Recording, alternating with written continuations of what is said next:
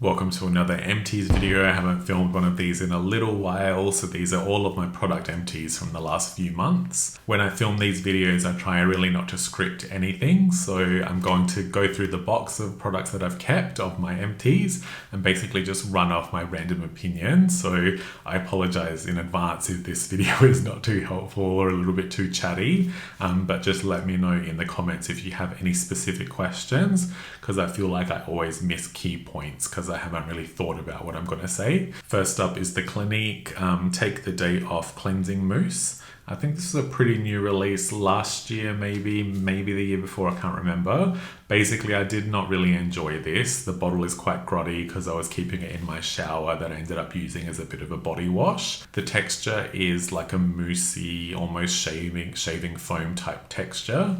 And that's kind of how it feels and applies on the skin. So I was hoping it would be a little bit more creamy, but it's really just cream foam. So it's a little bit of a cheat in that way. It did cleanse well. I did find it a little bit drying and a little bit stripping. I think that's probably a little bit of an issue with Clinique as a brand overall. For a brand that's supposed to be kind of dermatologically minded, their products are still a little bit aggressive, especially in the cleansing step. So yeah, I think there's definitely room to improve, and I definitely would not rebuy this. I definitely would not recommend. Sorry, Clinique. Moving on to a true cream cleanser, and that's Biologique Recherche Lait VIP O2, and this is an all-time favorite holy grail cleanser for me. It comes out fairly fluid and like a true fluid cream. You have tons of time to actually massage it in. It feels amazing when applying, even a little bit cooling. When you add water, it does emulsify a little. It doesn't like emulsify super well, so when you do rinse it off, although it comes off cleanly, there is a touch of a conditioning residue left behind. But I actually think with Biologique Recherche, the type of residue that their cleansers leave is like properly conditioning and nourishing. It's not an annoying film, so it doesn't bother me at all.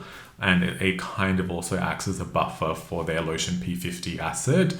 So in some ways, it actually benefits the application of an acid if you're using them with each other. And typically that's when I use Lait VIP O2, specifically when I'm also using Lotion P50, and just that pair is like match made in heaven. So absolutely awesome cleanser, really the gold standard for a creamy texture in my opinion. Next up is just a random empty. It's the Innisfree cleansing foam. No real opinions. I think it has a light, woody fragrance. The shaving foam applies well. It's super comforting with a lot of glide on the skin. Best of all, it doesn't clog my razor. It rinses away really cleanly. So actually a really well-designed product. I would happily use it again.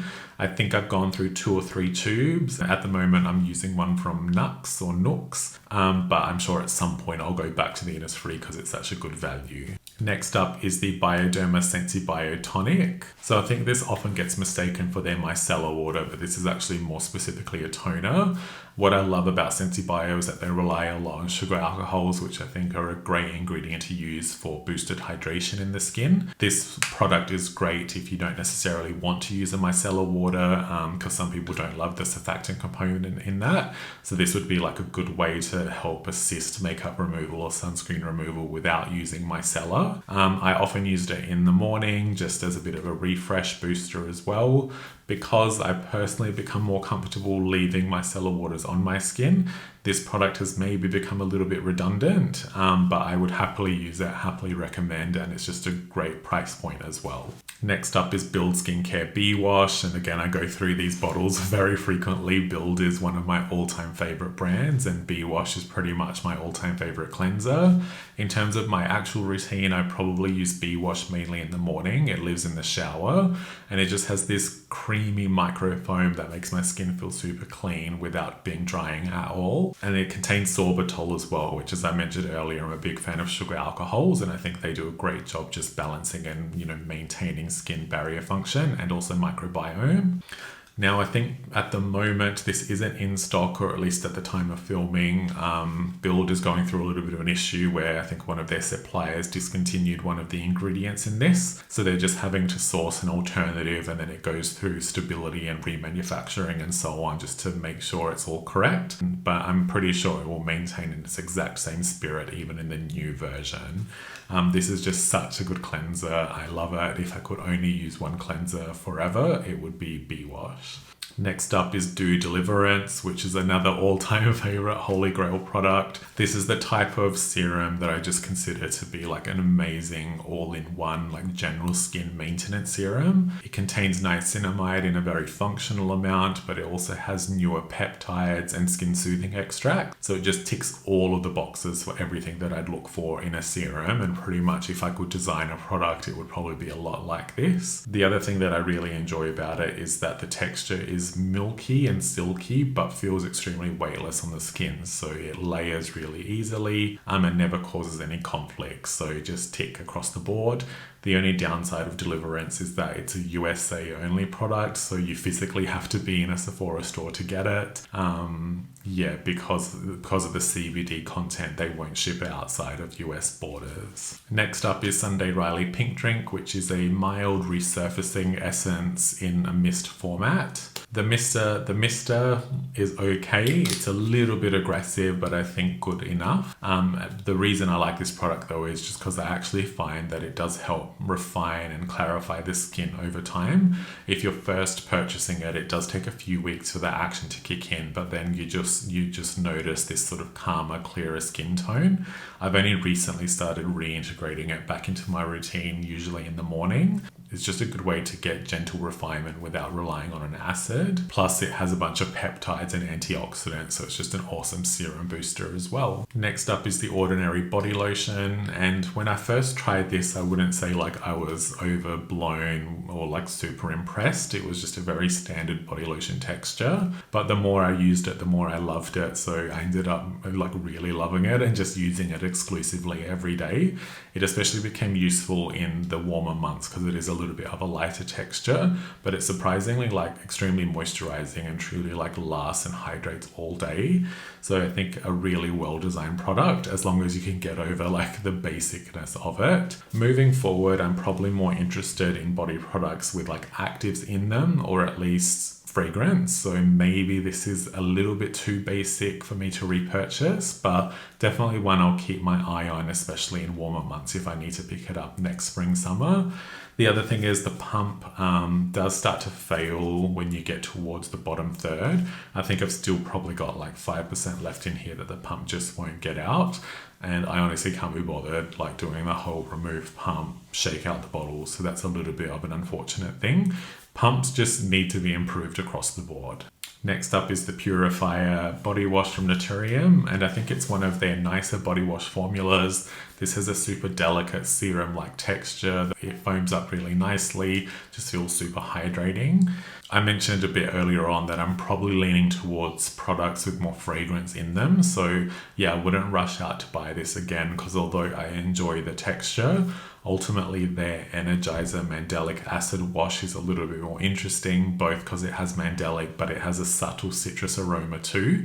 So of the two options, I would lean that way now. But this was a super solid body wash, especially if you have super dehydrated skin, it would be one to explore. Next up is the Kiehls Bump Relief, which is like an aftershave lotion. I love the fragrance in this. I think it does a great job at helping combat razor burn. So this is one of my favorite shaving products, and I've gone through several tubes. It's probably already appeared in my empties multiple times. So I will basically continue to buy this always for as long as Kiehls is willing to sell it. I don't know exactly what it is about it. It just, my skin just responds really well to it, and I find it super comforting. Maybe odd to mention an antiperspirant again because it's such a random thing, but if you happen to be in Australia and you spot this at David Jones or Priceline maybe, the Natio Anti-Perspirant is my all-time favorite. It's one of the few antiperspirants that I think still embraces alcohol, so the dry down in this is super quick. There are so many deodorants out there where I apply them and I feel like I'm waiting 10-15 minutes for it to dry properly. This dries in seconds, so you can put it on, then get dressed, and you're out the door. Plus it has this subtle aroma that I think is a little bit more refined than a lot of the other generic fragrances in nearly all the other antiperspirants. Next up is the Ordinary Pycnogenol. So this is an empty and I've moved on to another bottle. The Ordinary actually came out with their growth factor serum, so I paused using Pycnogenol while I moved on to the growth factor, and I haven't restarted using Pycnogenol yet. So I was originally using it to help with redness and to add a little bit of an antioxidant boost. So I think the growth factor serum has done a much better job in terms of plumping and hydration. But I'm curious to see if I add back the Pycnogenol, whether just the inflammation in my skin dulls down a little bit again, because I do feel like my skin is appearing a bit more red than it was over the last few months. So I'll have to report back once I finish the next bottle. Next up is Go-To Juicy Gel, and this one I just picked up because I'm a fan of Go-To generally, and it was like a new release of theirs, I think at some point last year. I finished this bottle, I wasn't like crazy about it.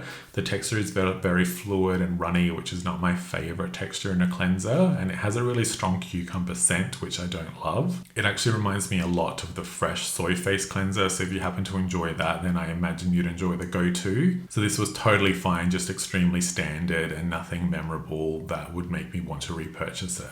It was quite gentle though. Next up is Build Skincare B Gel, and this product is very close to me because I was able to test lab samples of it, a long time ago. I think I was testing it for over a year before it came out. It's quite an interesting product in the sense that it is a standard or fairly basic hydrating serum, but Jonah really wanted to create this texture where it comes out like a dewdrop or like an actual like raindrop texture. So it's a little bit jelly to start with.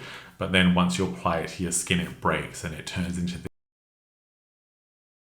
So in terms of its purpose and its texture, I kind of sit it between an essence and a serum. So to randomly invent a category, I guess I would truly consider it a pre-serum. So you know how generally hydrating products, moisturizers and all that thing, they, are maybe boosted in effect if your skin is a little bit damp. Not that you need to use products with damp skin, it's just you get that kind of glide and ease of use when your skin isn't super dry.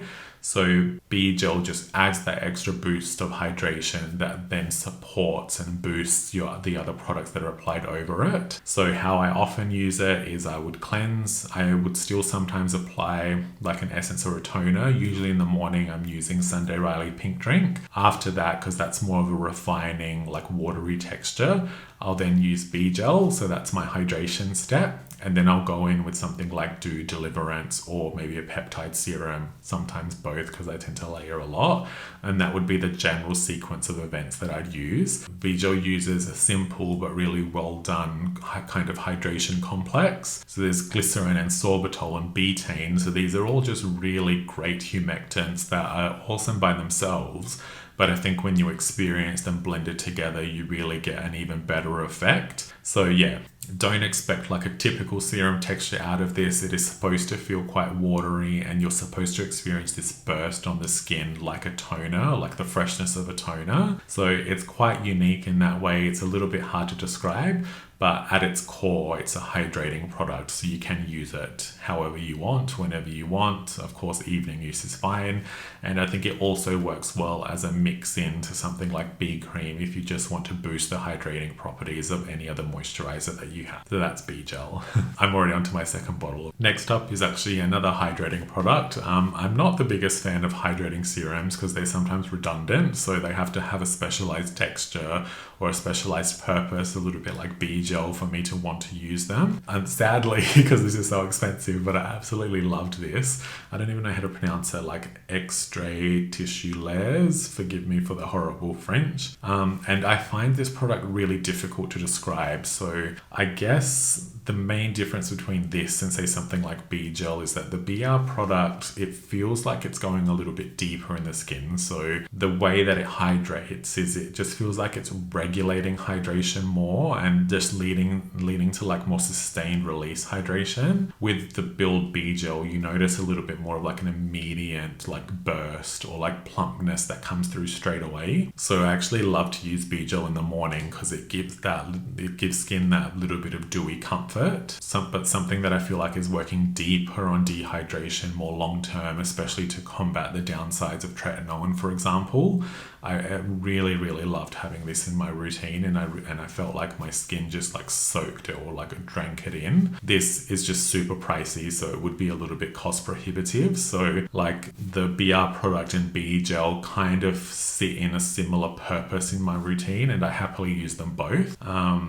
So yeah, if you have the funds, then great. But I think most people would be fine with B gel. This is just maybe something to consider if you have like chronically dehydrated skin. Next up is the Chalk body wash from Loopha, which is actually a Deciem brand. This scent was okay, like it actually reminds me of chalk, funnily enough, so it has that kind of skin scent smell. If you've ever experienced those fragrance enhancers, it's kind of that similar vibe where it's a little bit musky smelling. So the scent here was totally fine. I think where I struggle with this brand is the design of it is very basic, just a white bottle, standard pump. The scents aren't really memorable or that noticeable.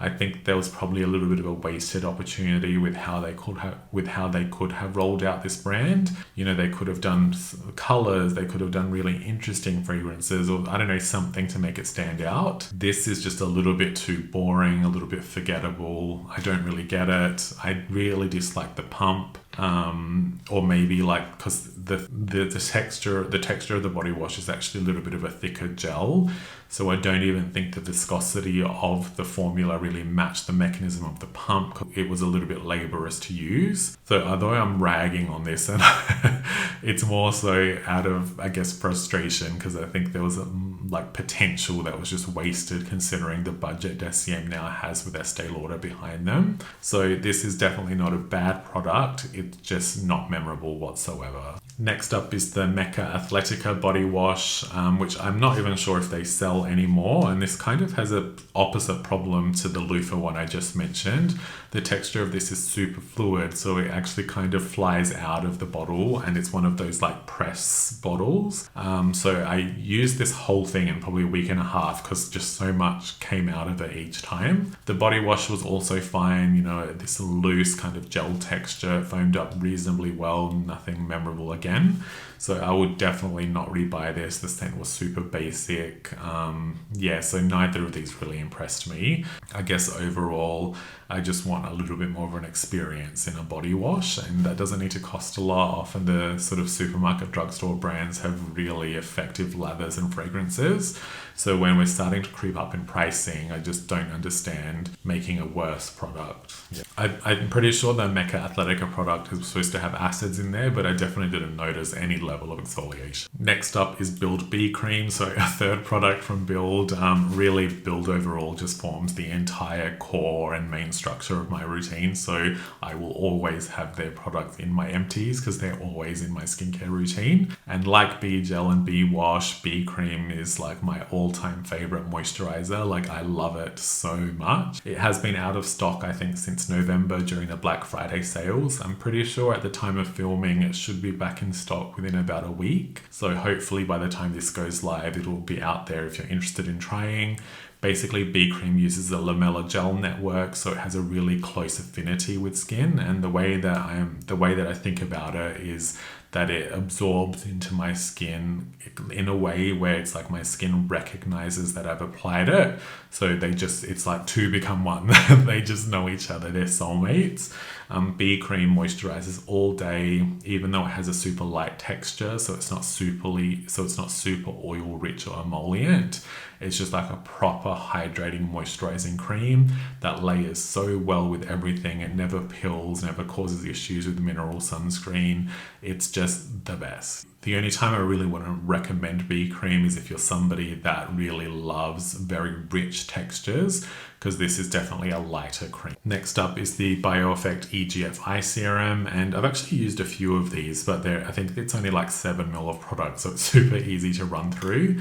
I'm pretty sure Vanessa, Goals to Get Glowing on Instagram, and even Tony, Capricornium Skin are the two people that use this and love it as well, and they inspired me to purchase. And I actually think this is a good product. Sadly, it's super expensive, but it's like super hydrating. So if you have any signs of dehydration or discomfort around your eye contour related to dryness and itchiness, this is like a super plumping eye serum. And I think Vanessa especially has had great results with it on eyelids. So that's not something that I'm really paying attention to myself, but it's just a really good, super densely hydrating serum. So really no notes. I think they've done a really good job. It's just super expensive is the only thing. So second to last is the Isispharma Urelia Gel, which is a 10% urea cleansing gel. I've used several bottles of this. I love to keep it in my shower just again for when my skin was feeling a little bit extra dehydrated. I also love to use it on my scalp as a bit of a shampoo and also a body wash. So pretty much an everything type product. This past year, urea has featured a lot more in skincare and body products, so I find myself gravitating less towards it because it's just available in so many other things. So I'm not like rushing out to get another bottle. For face reasons, I've moved on to a La Roche-Posay 30% urea gel, which just has a little bit more of an immediate overnight impact. But I loved using this product. So if you have easy access to it, and really part of the reason I'm not running out to get it is because I need to order it from like Spain or Greece or somewhere. So it takes so long to arrive. It's a bit of a hassle. If I had easy access to it, I think I would keep it in rotation much more frequently. But I just say that because if you happen to be in Europe and you have it near you, I think it's a great and affordable way to get a really solid and effective hydrating cleanser. The texture is not super unique. It's not very refined. It's just an effective hydrating cleanse. And the very last product I will discuss in my empties today is go to De-Crease. This has probably become my favorite eye serum that I've ever used. It's a gelled, it feels a bit like a gelled oil, and it contains 0.1% retinol. So it's actually a super high dose of retinol, especially for the eye contour. The feedback that I've gotten in DMs is some people have felt that it can get a little bit peely or drying. So if you're not used to retinoids around your eyes, then it might be the kind of product that you'd only use 2 to 3 times a week. But that's one of the other great things about it. You know, you can customize its usage in that way. Some people might be able to use it daily. Others, can maybe only tolerate it 2 to 3 times. But at least you're getting a really well-designed and stabilized eye serum that has functional benefits specifically for the eye contour. So yeah, I think this is a really well-designed product. A huge fan of it, and I hope that go-to leans into these actives a little bit more moving forward. That's the end of this empties video. Again, I'm not sure. I'll have to see how long this was in editing. Hopefully I haven't eaten up too much of your day. But if you have any questions or you want me to elaborate a little bit more about some of the products featured, just let me know in the comments and I'll get back to you as soon as I can. Thank you for watching. Please don't forget to like and subscribe, and I will see you in the next video.